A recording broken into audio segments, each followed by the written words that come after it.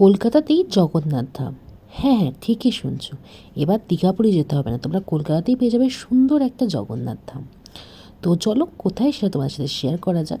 তো আমি বৈশালী, আশা করছি তোমরা সবাই খুব খুব ভালো আছো। তোমাদের আশীর্বাদ ভালোবাসায় আমরাও কিন্তু খুব ভালো আছি। বড়দের আশীর্বাদ নিয়ে এবং ছোটদের ভালোবাসা নিয়ে চলো আজকের ভিডিওটা শুরু করা যাক। আশা করছি আজকের ভিডিও তোমাদের খুবই ভালো লাগবে।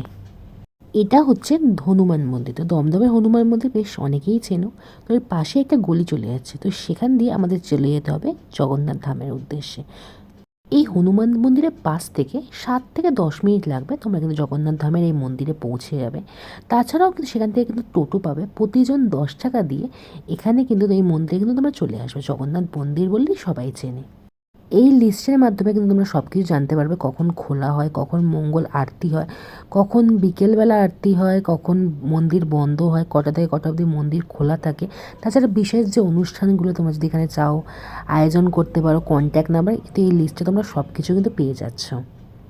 এই মন্দিরটা অনেকটাই কিন্তু পুরীর আদলে তৈরি করা হয়েছে। মন্দিরটা কিন্তু এক কথায় খুবই সুন্দর একটা মন্দির।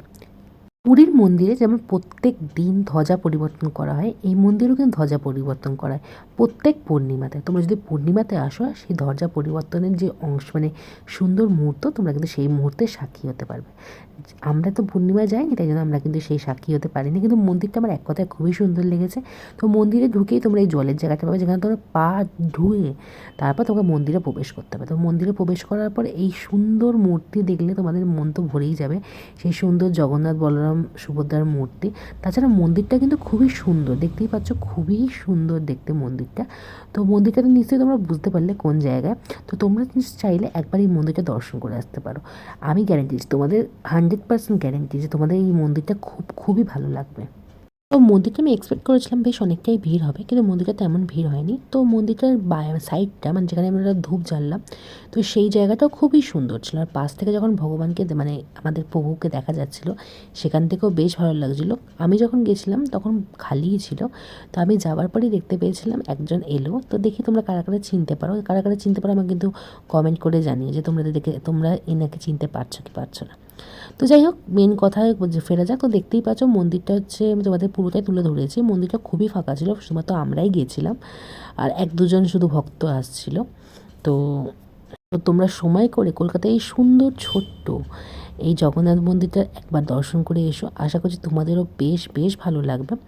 মন্দিরটার মধ্যে একটা ভালো ব্যাপার যেটা আমার খুবই ভালো লেগেছে, যে আমি এখানে মন্দিরে অনেকক্ষণ বসেছিলাম। মানে তুমি ভগবানের কাছে বেশ অনেকক্ষণ বসতেও পারবে। তাছাড়া এখানে বাইরে কিন্তু চেয়ারও আছে, তো বাইরের চেয়ারও কিন্তু তোমরা অনেকক্ষণ বসতে পারবে। এটা একটা খুবই ভালো ব্যাপার ছিল। আর এখানে পানীয় জলের ব্যবস্থাও ছিল। এবার তোমাদের সাথে যেটা শেয়ার করবো সেটা হচ্ছে এই জায়গাটা। তো এখানে একটা দেখছো রেলিং মতন করা আছে। তো এই রেলিংয়ের মধ্যে দিয়ে নাকি মানে রেলিংয়ের মধ্যে গিয়ে এইভাবে ধ্বজা চেঞ্জ করা হয়। তো ওখানে একজন ছিল, সে নাকি নিজের চোখে দেখেছে, সেটার এক্সপিরিয়েন্স নাকি খুবই ভালো। যদি কোনো সময় সম্ভব হয় নিশ্চয়ই আবার এই মন্দিরে যাব, এবং যাব সেই পূর্ণিমাতে, এবং সেই সুন্দর মুহূর্ত তোমাদের সাথে শেয়ার করব।